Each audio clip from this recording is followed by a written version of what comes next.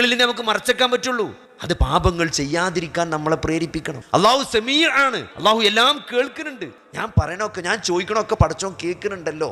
ചില ആൾക്കാർ എൻ്റെ ഒന്നും പടച്ചോൻ കേൾക്കില്ല എന്ന് പറയും. ചില ആൾക്കാർ ഞാൻ എത്രയോ ദ്വാരക്കണം ഒന്നും കേൾക്കില്ല. സഹോദരങ്ങളെ, അള്ളാഹു സമീഅ ആണ് എന്ന് മാത്രമല്ല, അള്ളാഹു മുജീബ് കൂടിയാണ്, എല്ലാത്തിനും ഉത്തരം നൽകുന്നവനാണ്. പക്ഷെ നമ്മളെന്താ പറയുക, നമ്മൾ ഉത്തരം മനസ്സിലാക്കിയത് ചോദിക്കണം അപ്പം തന്നെ കിട്ടണം. കുട്ടികളെ മാറി നമ്മൾ ചോദിച്ചാൽ അപ്പം കിട്ടണം, ഇല്ലെങ്കിൽ നമുക്ക് ഇഷ്ടമല്ല.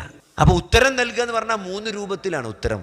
ഒന്ന് അപ്പം തന്നെ തരും, ചോദിച്ചത് അപ്പണ് തരും. 2 അപ്പം തരൂല, കുറച്ച് കഴിഞ്ഞിട്ട് തരും. 3-മത്തേത് തരുന്നല്ല, അത് ഉത്തരാണ്, തരുന്നല്ല. പക്ഷെ എന്താ അറിയോ, നാളെ മരിച്ചെന്നിട്ട് നമ്മളെ ഏട് കിട്ടുമ്പം ആ ഏട് ഇങ്ങനെ തുറന്നു നോക്കുമ്പം നമ്മൾ ചെയ്യാത്ത കുറേ നന്മകൾ നമ്മളെ പേരിൽ എഴുതിയിട്ടുണ്ടാവും. ഇതൊക്കെ കൂടി എന്താ പടച്ചോനെ, അത് ഈ ദുനിയാവിൽ പ്രാർത്ഥിച്ചിട്ട് എനിക്ക് ഉത്തരം കിട്ടാത്ത പ്രാർത്ഥനയ്ക്കുള്ള പ്രതിഫലമാണ്.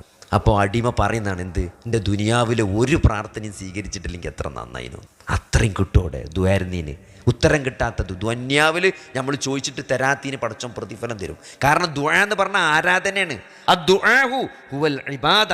അത് ഏത് കാര്യത്തിന്, സ്വർഗം നരകം ചോദിക്കണം മാത്രമല്ല, എൻ്റെ കുട്ടീനെ പരീക്ഷ പാസ്സാകണേ എന്ന് പറഞ്ഞാലും LKG കുട്ടിയിൽ പാട്ട് പഠിപ്പിച്ചു കൊടുത്തിട്ട് ആ പാട്ട് നല്ലോണം പോലെ ഒന്ന് ചെല്ലാൻ കിട്ടണ പടച്ചോനെ എന്ന് പടച്ചോനോട് ദ്വാരുന്നാലും അതിന് കൂലിയുണ്ട്. എൻ്റെ കുട്ടിക്ക് പരീക്ഷയ്ക്ക് മാർക്ക് കിട്ടണേ, നാളെ പരീക്ഷയാണ് എന്ന് നമ്മൾ പടച്ചോനോട് ദ്വാരക്കുമ്പം മാർക്ക് കിട്ടിയാലും കൂലി, കിട്ടിയിട്ടില്ലെങ്കിലും കൂലിയാണ്. കാരണം അത് പ്രാർത്ഥന, ആരാധനയാണ്, ഇബാദത്താണ്, അള്ളാഹിനോടാണത്.